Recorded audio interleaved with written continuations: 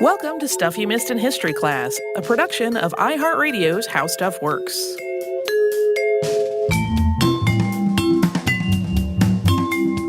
Hello and welcome to the podcast. I'm Tracy V. Wilson. And I'm Holly Fry. As we promised back in July, we have some Unearthed for the fall. Because we were so overwhelmed with cool finds in that first half of the year, our July episode of Unearthed, which was a two-parter, covered things that had been literally or figuratively unearthed between January and the end of May 2019, or at least that's when we heard about those findings. Today, we are mostly looking at June, July, August. There are a couple of exceptions. And Unearthed for this fall is just one part this time around that's going to tide us over until our year-end Unearthed installments. And since this is coming out just on the cusp of our favorite month on the podcast, which is October, we have saved most of the more creepy, scary, eerie stuff for the end of this episode. Hooray! Creepy and eerie. So first, we're going to kick off with past episode updates. And this is more recent than the June, July, August timeframe that Tracy just mentioned. But since it is all over the news, we talked about the financial struggles of travel agency Thomas Cook this past July. And on September 23rd, just 3 days before we went into the studio to record this, the company collapsed and very abruptly ceased operations, leaving hundreds of thousands of travelers stranded. Obviously, the effects of that are still ongoing. I know some other airlines had stepped up and offered to get people back to their homes in some locations, depending on where they lived. And hopefully everybody at this point is home safe. Yeah. But what an ordeal. There were something like 150,000 people just from Britain, and it was being called the biggest peacetime repatriation effort in British history. Yeah. That's not technically an unearthed thing, but it's been such a huge news story, and we have gotten so many have you seen this links that I thought we'd mention it. Yeah, I had friends pinging me within minutes of the news hitting. They were like, didn't you just talk about that? Yeah. Yes, I did. I got to my desk and our Twitter mentions were all links to the news story. Moving on. The National Sound Library of Mexico has announced the discovery of what may be the only recording of Frida Kahlo's voice. It's from the pilot episode of a Mexican radio show called El Bachiller, and archivists found it while they were digitizing recordings earlier this year. In the recording, the speaker is identified only as a painter who is no longer living. Kahlo died on July 13th, 1954, and the radio episode came out the following year. The speaker reads part of an essay called Portrait of Diego, which Kahlo wrote about her husband, Diego Rivera. One of Diego Rivera's daughters has also said that she recognizes the voice as Kahlo's. So it seems likely that this is Kahlo's voice, but there is still some work that has to be done to confirm it. Previous host's two-parter on Frida Kahlo came out in 2012. And another find, what's been described as a sorcerer's treasure trove was unearthed at Pompeii. This is a trunk that contains things like crystals, amber, dolls, amulets, beetles, and a tiny skull. The site's director, Massimo Asana, described this trunk as containing lots of objects that are meant to bring good luck, along with ones that were meant to drive out bad luck. What the trunk did not include was a lot of gold jewelry or other expensive items, so it might have belonged to someone employed or enslaved by the household rather than the owners of the home. The Pompeii episode in the archive dates back to 2009, and it has come up in previous Unearthed episodes as well. In Stonehenge news, researchers have long known about traces of animal fat on fragments of pottery found at the Stonehenge site. And the general conclusion had been that this was fat used for cooking and that maybe it was connected to some kind of festival or religious observance. But new research suggests that these pottery vessels, these are little pieces of them, not whole pots. So the research suggests that they were not the size of cooking pots or dishes used for eating or serving, that they were much bigger, more like great big buckets. So the new hypothesis is that perhaps these buckets were filled with large amounts of fat, which was used to help transport the stones themselves from where they were quarried to the Stonehenge site.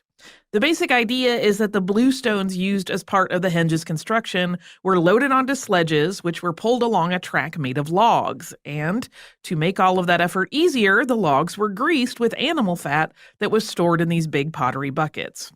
We did a whole Unearthed episode just on Stonehenge in 2014. Yeah, there had been big Stonehenge discoveries that year, and I planned to include them. And then I was like, wait, we've never talked about Stonehenge in general. At all. I vaguely recall you sending me a message and going, have we really never had a Stonehenge episode? I was like, I don't In recall. fact, we had not. We did an episode on the Nazca lines in 2013, and earlier this year, researchers studying them looked at 16 geoglyphs of birds to try to conclude which specific birds they represent. And in the words of Masaki Ida of the Hokkaido University Museum, quote, until now, the birds in these drawings have been identified based on general impressions or a few morphological traits present in each figure. We closely noted the shapes and relative sizes of the birds' beaks, heads, necks, bodies, wings, tails, and feet, and compared them with those of modern birds in Peru. As a result, they have reclassified a hummingbird glyph as a hermit and both a guano bird and a previously unidentified bird as pelicans. They also noted several birds that were previously described as condors don't actually match up to condor physiology, but they weren't able to determine what bird they might more accurately represent. Interestingly, these newly identified birds are birds that live in Peru, but not in the same area where the Nazca lines are. And that's bolstered the hypothesis that the people who made these glyphs were representing birds that were very special or unusual or rare. Archaeologists at Bradgate Park in Leicester, England, believe they may have found the remains of the home of Lady Jane Grey. We talked about her in our 2017 episode called Lady Jane Grey, the 9-Day Queen. Excavations in this area have been ongoing since 2015, and earlier this year they uncovered previously unknown stone structures that were underneath still standing buildings. So it had already been established that Bradgate House was Lady Jane Grey's original home, but this finding suggests that when she was actually living, it was in these recently unearthed structures, not in the buildings that are still standing. Barcelona City Hall has issued a work permit for the completion of La Sagrada Familia Basilica, which we talked about in our 2015 two-parter on Antoni Gaudi. Gaudi designed the basilica almost 140 years ago, but it has never been finished. It's been an ongoing project throughout that time. Builders now have a license to work on it through 2026, which they hope will be enough time to actually complete it. I was telling someone about this the other day, and I was like, I feel like all of these should have, but we mean it this time. Yeah. At the end of it, which I understand, like a construction project of that scale comes with challenges I do not even understand. So that was not meant to be insulting to anyone. It's just been going on for a long time. Yeah. Well, and then La Sagrada Familia has its own special difficulties as far as like what they're having to work from because the original plans like are no longer exist. So like they're having to piece together knowledge of what it was supposed to look like. There's a whole huge debate about whether it should be ever completed at all. It's a whole saga. We talk about it more in those episodes. I think there's also an episode of 99% Invisible about it. Anyway, during Unearthed in 2016, we spent a fair amount of time talking about discoveries at Must Farm because there were a lot of them. This site is home to a settlement that was destroyed by fire about 3,000 years ago. And so when we talked about it previously, teams had just finished a massive excavation, and that excavation had yielded about 180 textile items, more than 150 wooden artifacts, pottery, metalwork, and beads, along with the remains of the structures themselves. It was a lot of stuff, and a lot of it very well preserved. And headlines at the time called this site things like the Pompeii of the Fens. In June, archaeologists from Cambridge Archaeological Unit published a timeline of Must Farm. In the words of site director Mark Knight, quote, "It is likely that the settlement existed for only 1 year prior to its destruction in a catastrophic fire. The short history of Must Farm, combined with the excellent preservation of the settlement, means that we have an unparalleled opportunity to explore the daily life of its inhabitants." I thought that was a really cool update to something that had been just a huge find. with so much research back when we talked about it a couple of years ago, and then for it to turn out that the settlement itself probably only existed for a year before the fire happened. In Unearthed in 2018, we talked about the return of some objects that had been illegally acquired and sold by art dealer Subhash Kapoor, not to be confused with the film director of the same name. In July, it was announced that prosecutors in New York have charged Kapoor with trafficking more than $140 million in stolen antiquities. He's currently on trial in India, so officials in the United States have requested that he be extradited after that trial is complete to face these new charges. This has been an enormous case. It has spanned more than 30 years and involved thousands of artifacts, some of which wound up in the collections of some of the world's most prestigious museums. A statue of the Egyptian god Amun with features of King Tutankhamun was sold to an unknown buyer for roughly $6 million on July 4th. This was over the objection of Egyptian authorities, who believed the statue was illegally looted in the 1970s. They demanded that Christie's auction house cancel that auction and return the artifact, and also contacted the British government and UNESCO to try to stop the sale. Protesters demonstrated outside the auction itself. Christie's went ahead with the auction, though, and afterward, Egyptian officials announced their intention to file a lawsuit. The Egyptian Foreign Ministry also called for the auction house to remove all Egyptian artifacts from their auctions until they could prove that they had valid certificates of ownership for each one. A spokesperson from Christie's responded, quote, "It is hugely important to establish recent ownership and legal right to sell, which we have clearly done. We would not offer for sale any object where there was concern over ownership or export." The episodes we have in the archive about King Tut are from 2008 and 2010. And now we're moving into the segment that Tracy titles Cannonballs and Other Stuff. Our last episode update is a bit of a segue into several Cannonball-related finds. There is an old and very brief episode on Vlad Tepes, aka Vlad the Impaler or Vlad Dracula, in our archives circa 2008. And earlier this year, archaeologists in Bulgaria announced that they believe they have found some of his cannonballs, specifically the cannonballs he fired at Zhestova Fortress while laying siege to it in 1461. In the words of lead archaeologist Nikolay Ovcharov, quote, "What's really interesting is that from the early Ottoman period, we have found cannonballs. We rejoice at these small cannonballs because they are from culverins. These were the earliest cannons, which were for the 15th century, up until the 16th century. They weren't in use after that. These were still very imperfect cannons. That was precisely the time of Vlad Dracula. There is no doubt that they are connected with the siege, and then parenthetically, and the conquest of the Zhestova fortress by Vlad Dracula in 1461. The study at this fortress has also unearthed a lot of non-Dracula findings, including an inscription that dates back to the 4th century CE and coins dating back to the 13th and 14th centuries. All of this was technically reported at the end of May, but I really could not resist talking about Dracula's cannonballs. In other cannonball news, a team of archaeologists in Scotland have found a number of artifacts at Glen Shiel in the Highlands of Scotland. And this includes musket balls and mortar shells that government forces fired at Jacobite forces at the Battle of Glen Shiel on June 10, 1719. This battle happened between two Jacobite uprisings that we talked about in our episode on that subject. Yeah, I went back and looked to see if we had mentioned this one at all, and it appears that we did not. Cannonballs, musket balls, and other similar items are also being unearthed at the site of a field hospital from the Battle of Waterloo. Mont Saint-Jean Field Hospital treated at least 6,000 wounded soldiers during the battle. That included William II of the Netherlands, the Prince of Orange, and Lieutenant Colonel Lord Fitzroy Somerset, who was the Duke of Wellington's military secretary. This team has also unearthed a number of bones from amputated limbs. And we're going to take a quick break before we move on to some oldest and first finds.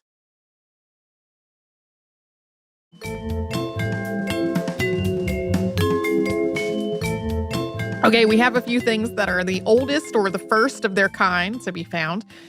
First up, a mace head is the first Bronze Age object to be found in Poland, but originating from a culture that wasn't already living in the place where it was found. So not the oldest thing ever found in Poland, but the oldest thing that was from a culture that wasn't living there at the time. This mace head is made of bronze. It dates back to about 1000 BCE, and the team that found it does not know precisely which culture it did come from, just that it was not from Poland. They said that it may have come from somewhere in the Middle East. A 10,000-year-old stone found south of Rome in 2007 might be the world's oldest lunar calendar, according to research published this year. It's a small stone that fits in the palm of a person's hand, and it's marked with a series of notches along 3 of its edges. There are 27 or 28 notches. One of them is a little unclear, and their distribution does seem to align with the phases of the moon.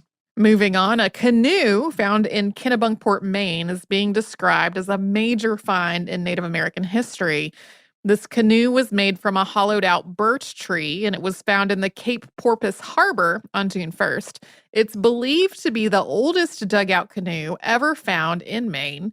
Archaeologist Tim Sfar spotted the canoe sticking out of the mud during low tide while he was doing a routine survey.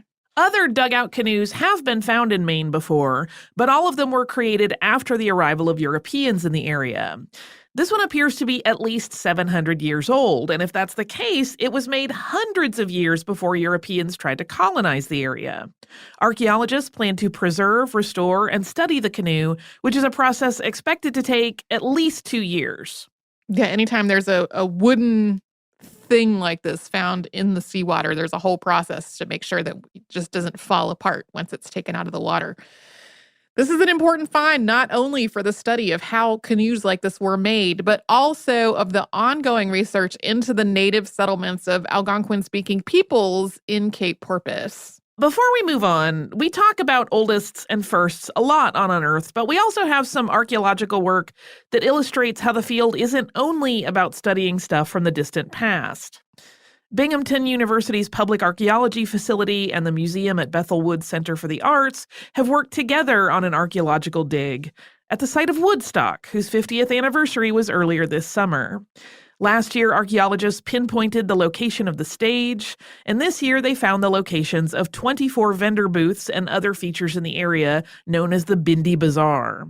Interestingly, they found that the position and layout of these booths did not quite match up to maps that were produced 50 years ago. The Bindi Bazaar trail system was also restored and opened to the public earlier this year. But an unrelated 50th anniversary concert scheduled to be in another site was just canceled abruptly 2 weeks before it was supposed to happen. That is a whole story of its own outside the scope of this podcast. In 50 years, we could talk about that. Next, we are moving on to one of my favorite things, which is textile finds. We have just a couple of them. Back in our brief history of colors, we talked about the dye known as techelet, which was most likely made from the glands of maritime snails of the murex family. That is the most common description at this point, though there are still some other possibilities as to the source of that color that have been proposed. And this was a blue to purple dye that has religious significance in Judaism and is repeatedly mentioned in scripture. We also talked about it very briefly in our live show, The Mysteries of the Color Blue. That live show has already happened at this point, but the episode that we are publishing using that audio has not come out yet, so hang tight, it's coming. Yeah, it is. That's one of the magical mysteries of doing live shows and then having them be podcasts later. So evidence of a techelet dye factory dating back to at least the first millennium BCE has been found at Tel Shikmona near Haifa in what's now Israel. And at first, archaeologists thought that this site had been home to a settlement, but it seemed like a really weird place for a settlement to be. It was way out on a rocky promontory, it was inaccessible by boat, and it was far away from any major land route. But it turns out this location gave it very easy access to cliffs where those marine snails would have been very plentiful. Also, among the team's findings when they were excavating the site were lots of pottery vessels stained with blue and purple dye. Engineers from Northern Power Grid in York, England found a decorated piece of leather showing what looks like a dragon with a long body, 4 limbs, and a pair of wings. And the crew found this piece while they were working on the electrical system, and they handed it over to York Archaeological Trust. And it was believed to date back to the medieval period, but that particular little textile find has not received conclusive results on any of their research yet. Yeah, and if you want to see what it looked like, I recommend Googling something like Northern Power Grid dragon leather or something similar to that. But then kind of scroll through the image results a little bit, because the most widely published pictures of it have the outline of the dragon kind of drawn over digitally in a way that looks kind of like clip art. It's doofy looking, frankly. And the actual piece without that overlay looks a lot cooler.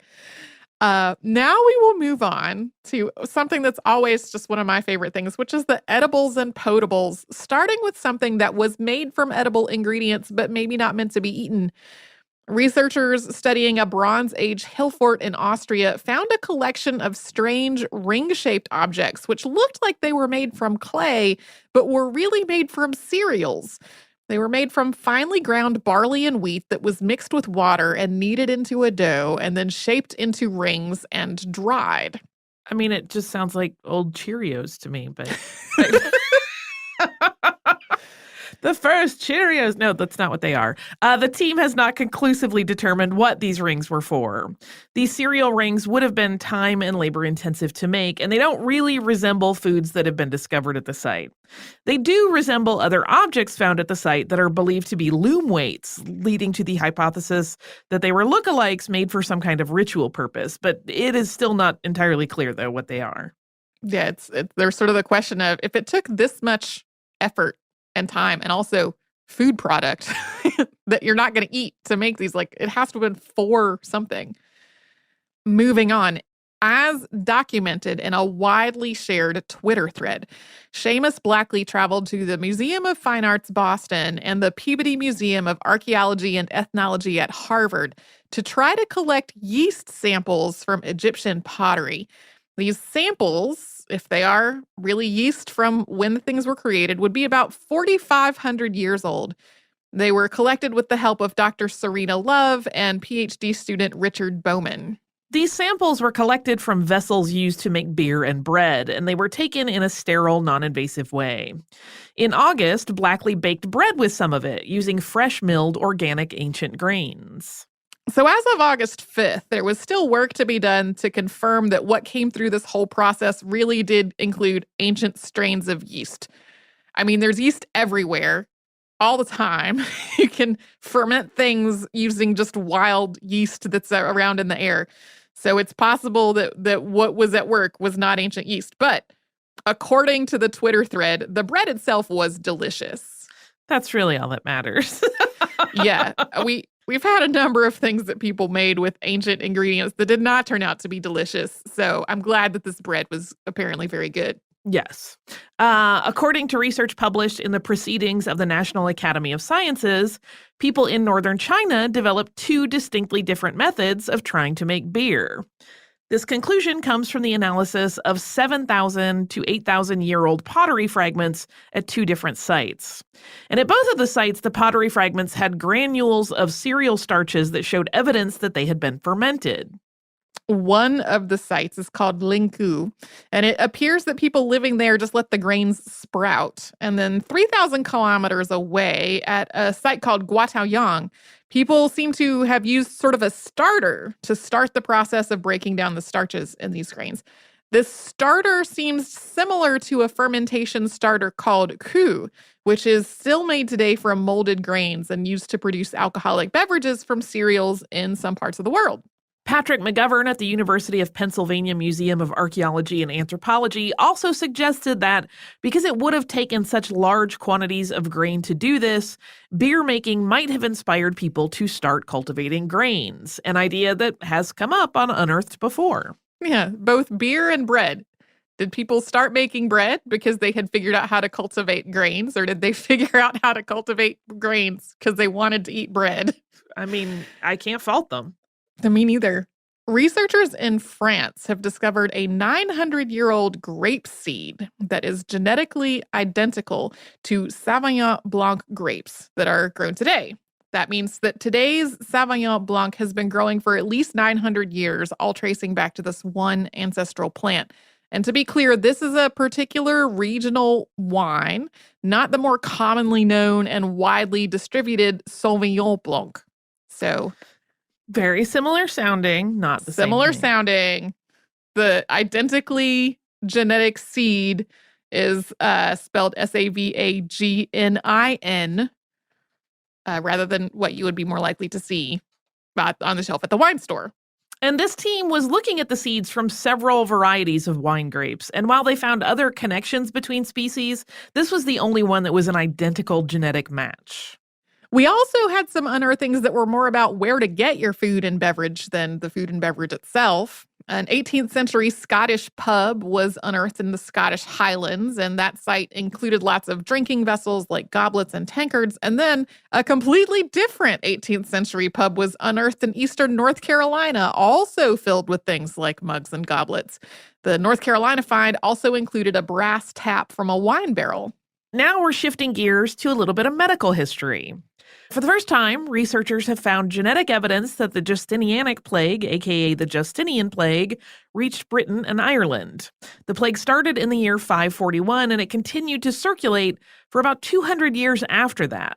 We already had plenty of written records documenting this plague, which killed as much as 25% of the Roman world at the time. And researchers had already concluded that the plague was caused by Yersinia pestis. But we didn't have direct genetic evidence of the plague everywhere that we thought it probably struck.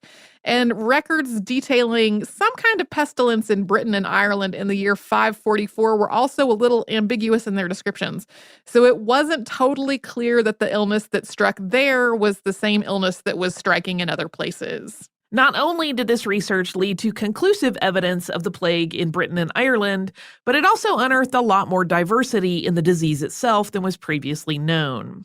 After studying remains from 21 sites in Austria, Britain, Germany, France, and Spain, the team documented 8 new Yersinia pestis genomes. According to research published in the June 2019 edition of the journal Antiquity, a midden in the prehistoric village of Çatalhöyük in what's now Turkey has provided the oldest archaeological evidence of an intestinal parasite infection in humans. Yay! We love middens. These are basically trash heaps, and they can provide a wealth of information about the society that was dumping their rubbish there.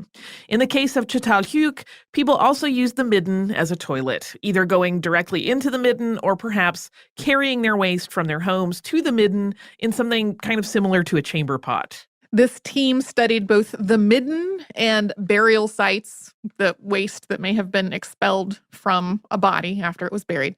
They retrieved samples from each of them and then confirmed that the samples from the midden were of human origin, since it's also likely that animals might have relieved themselves in the midden. Then they looked for evidence of whipworm infection, which they found in 2 of the samples from the midden. To quote from a press release, quote, "It was a special moment to identify parasite eggs over 8,000 years old," said the study co-author Evelina Anastasiou. In a separate paper in the Proceedings of the National Academy of Sciences, an international team of archaeologists has published findings from an extensive study of this same site.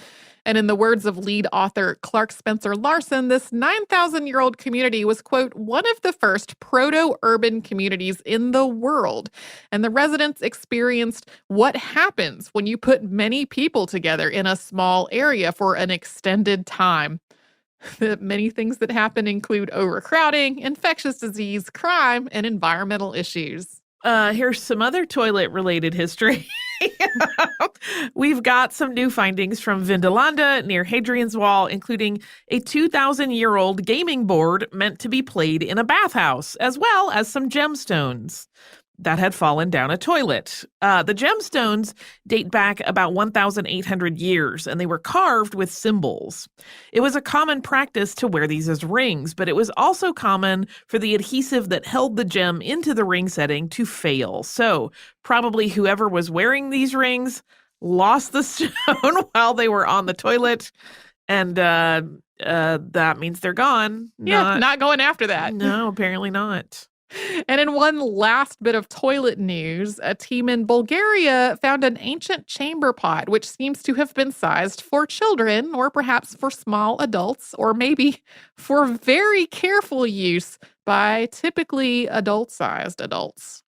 We are going to take one more little sponsor break, and then we will get to the various scary and creepy and more Halloween-y stuff that is more characteristic of our October time.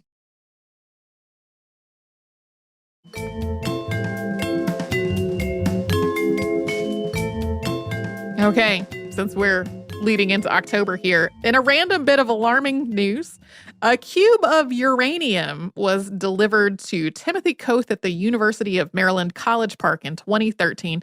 This cube of uranium came with a note that said it was from a reactor that Hitler had tried to build. Based on their study of this cube, Koth and PhD candidate Miriam Hibert traced the origins of this cube, and they published their work in Physics Today in May. It didn't cross their radars until June, though. One of their conclusions was that the German scientists did indeed have the capability to build a working nuclear reactor during World War II. What got in the way was that two different teams making uranium cubes to power that reactor were competing rather than working together. One team made about 600 cubes, and another team made about 400, neither of which was enough to power a reactor. But together, if they had combined their efforts, it could have worked. Yes, so the basic general idea of uranium cubes tied to Hitler's nuclear reactor, that's inherently kind of alarming. But just to put people's mind at ease, the cube is made from natural uranium. It's not radioactive enough to be especially dangerous by itself. But there are also hundreds of similar cubes dating back to this era that are still unaccounted for. Cue lots of fun theories that make great ghost stories for late at night. Moving on to an inherently macabre topic, but much beloved, exhumations. On September 24th, Spain's Supreme Court announced that the remains of Francisco Franco can be exhumed from the Valley of the Fallen, something that we have been talking about since our episode on Franco came out in 2018. The court also rejected the family's requests to have him buried at a cathedral in central Madrid, instead ruling that he will be reinterred next to his wife in a cemetery in El Pardo, which is a ward of Madrid farther out to the north of the city proper. This is one of those things where I had finished the whole rest of this outline, and I just had this page open on my screen, waiting for the announcement of what they were going to rule, which I knew was due on September 24th. I was just like, come on now. I need the Franco news. Even with that court ruling, though, it is not clear when the exhumation might take place or whether that will be before Spain's November 10 election. We'll see. I want to somehow make a jokey way to tie it to the Sagrada Familia, but that seems wrong. In other exhumation news, though, there has been a lot of talk this summer about the potential exhumation of John Dillinger. Also, this is technically an update. Prior hosts did an episode on Dillinger in 2011. Two relatives said they had evidence that the body in Dillinger's grave is not really his. They plan to exhume it and have it tested, and to have all of that featured on a History Channel documentary. So the basic idea here is that perhaps the FBI really killed someone else in 1934 and then buried that person in the notorious gangster's place.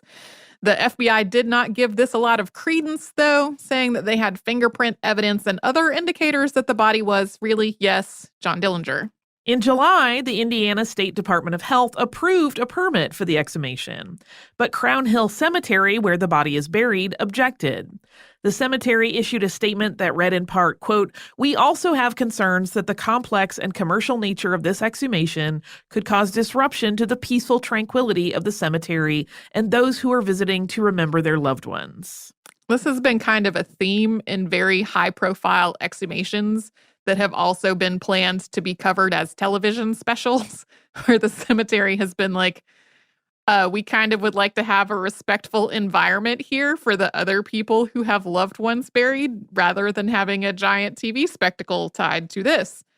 This exhumation was supposed to happen on September 16th, but instead everyone went to court. Marion County Superior Court Judge Timothy Oakes set a hearing date of October 10th, which was, of course, after the date when the exhumation was supposed to have happened, and that led History Channel to announce it wasn't going to do this TV documentary after all. That was still not the end of the saga, though. Dillinger's nephew, Michael Thompson, announced that he still wanted to go ahead with the exhumation, even without the History Channel's involvement, because, quote, I simply wish to confirm that the body in the grave is that of my uncle. The family applied for a new permit, this time requesting an exhumation date of December 3rd, with the remains being reinterred on the 17th, so 2 weeks later. And at this point, it's an ongoing story that will continue to unfold after we have recorded this episode, so see you in November, or see you in December, rather. It would not surprise me at all if we walk out of the studio today and there's some new news about this whole exhumation saga. Moving away from exhumations, we have more than one lake full of bones to talk about. Well, sure. About 700 years ago, bodies were buried in a lake in Levanuta in southwest Finland. And this was a practice that went on for at least 400 years, but it was only discovered when people started digging trenches in the area in the 19th century. They started unearthing skulls and other human remains that they did not expect to find there. Water burials like this are unique, and researchers speculated that this may have been a sacrificial spring. An excavation in 2010 unearthed about 75 kilograms of bone material, making up the remains of 98 people, which appeared to be mostly women and children. The team analyzed these remains using DNA sequencing, hoping to figure out who these people were and why they were buried underwater, relatively far from the nearest known settlement. So they didn't find any clear answers as to why these remains were buried in this way. But the DNA analysis suggests that these people were Sami people, whose descendants live in northern Norway, Sweden, Finland, and Russia today. This is the first conclusive evidence of their presence this far south in Finland. Another study at the same site looked at the jewelry the deceased were wearing when they were buried in the lake. These were arm rings and necklaces made from copper alloy, bronze, or brass. And the findings suggest that these were locally made with imported materials from as far away as Greece and Bavaria. And in the other Lake of Bones, Rupkund Lake in the Himalayan mountain range has been nicknamed Skeleton Lake thanks to the skeletal remains of at least 800 people in and around it. And based on DNA studies that were conducted in the early 2000s, researchers thought these were the remains of people who were all native to South Asia and had all died in one catastrophic event, which happened sometime around the year 800. Research published in the journal Nature Communications in August calls all of that into question. The team studied the DNA of 38 skeletons from the lake and found that they fell into 3 distinct groups. One group containing 23 sets of remains was of South Asian origin as expected, but another group of 14 skeletons had Mediterranean ancestry from Greece and Crete. The one skeleton not accounted for in those 2 groups seems to have come from Southeast Asia. Also, it no longer appears that all the bodies in and around this lake wound up there around the year 800. That does seem to be the case for the bodies that were of South Asian origin, but as for the rest, they are more recent, dating back to about 1800. And there are still lots of unanswered questions about how these remains came to be there, whether there were perhaps 2 different groups, each caught in some kind of epidemic or natural disaster. Local folklore attributes it to the goddess Nanda Devi, who struck down a royal retinue visiting her shrine during a pilgrimage called the Raj Jat, because they were not behaving appropriately. And it is a mystery how people from the Mediterranean came there. Yeah, there's a total unknown. Were they on a pilgrimage also? Was it some kind of expedition? Not clear. And we have one last eerie unearthing to close out on. A so-called vampire burial in the early 19th century in Connecticut has been tentatively identified as a farmer named John Barber thanks to DNA evidence. This person probably died from tuberculosis, and then in the middle of a vampire panic brought on by fears of the disease, his family exhumed the body and attempted to take out his heart. It had been long enough since he had been buried that the heart itself was decomposed, so instead they rearranged his head and limbs to form a skull and crossbones shape. And the coffin that he was buried in was found in a quarry in 1990. It was marked JB55, likely standing for his initials and his age when he died. Yeah, we've talked about vampire panics on the show before, but this is a different one. So many vampire panics to go around. There have been many. Do you have some listener mail to go around? I do have some listener mail. It came from Mike. Mike says, hello, thanks to my sister, I recently learned that Wisconsin lawmakers are proposing legislation to prevent plant-based products from being labeled as meat or milk in the state. I pointed out our state's history of laws to promote butter over margarine. Of course, my sister asked if I had learned that from stuff you missed in history class. Sadly, I had not. But our discussion led me to your podcast archives. While listening to your 2016 butter versus margarine episode, I alternated between laughing and shaking my head in disbelief. Here's a link to the story about the proposals in Wisconsin. There are already laws in other states that restrict plant-based foods from using terms like meat or milk in their labeling. At least nobody is claiming that plant-based foods are made from inedible substances, and there do not appear to be any plans to require the products to be dyed pink. Love the podcast. Thanks for the work you do, Mike. Thank you so much, Mike, for this email. So in addition to this proposed Wisconsin law about plant-based products, there's also a thing that I had seen float across my Twitter feed that was a very similar to the butter versus margarine episode 14th Amendment argument about the legality of calling things like Impossible Burgers meat on their labeling. Right. And like I tweeted something to the effect of, this is the exact same story as butter versus margarine, which if you have not heard that episode is a previous episode where we talk about the development of margarine and then the legal war to try to keep it from being sold. Anyway, very similar stuff going on now involving things like soy milk and almond milk and rice milk, and then Impossible Burgers and other things that are called milk or burger or whatever, but aren't actually made out of animal products, which I find very hilarious. As far as I know, there's nowhere that's tried to outlaw these places yet, so we don't have like Impossible Burger smuggling, as happened with margarine. I'm ready for it. So thank you, Mike, for this note. If you would like to write to us about this or any other podcast, we're at historypodcast@howstuffworks.com. And then we are all over social media at Missed in History. That's where you will find our Facebook, Twitter, Pinterest, and Instagram. You can also come and subscribe to our show on Apple Podcasts, the iHeartRadio app, and wherever else you get your podcasts.